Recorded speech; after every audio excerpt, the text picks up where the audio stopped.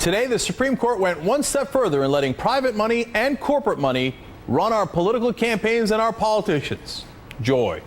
The justices voted 5-4 to strike down an Arizona law that gave public financing to political candidates to match what rival candidates were raising over the spending limit. So now let me explain that. So for example, if there's a spending limit of say $1 million per candidate, if one of the candidates raises private money above $1 million, the Arizona law would provide matching funds to the other candidate to balance the playing field. Makes sense.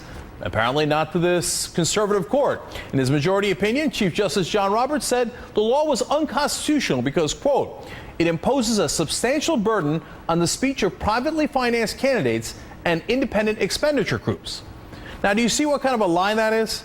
The private candidate can raise as much money as he wants from private donors. The state isn't stopping that at all. They're not inhibiting that candidate's First Amendment rights one bit.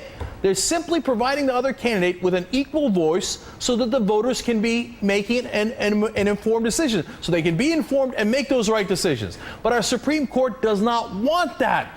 They not only want the rich and the powerful to be able to buy our elections, they want to stop people of any state from being able to provide an alternate voice. Remember, this is the same majority that decided the Citizens United case last year, allowing corporations and unions to spend unlimited amount on campaign ads.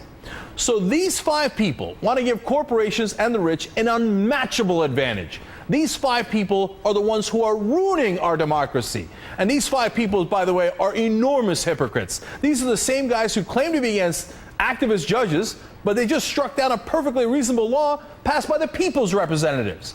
They also claim to be for states' rights, but they just struck down a state law because they want to give their corporate overlords, if I can say that, another advantage in pulverizing our democracy and buying all of our politicians.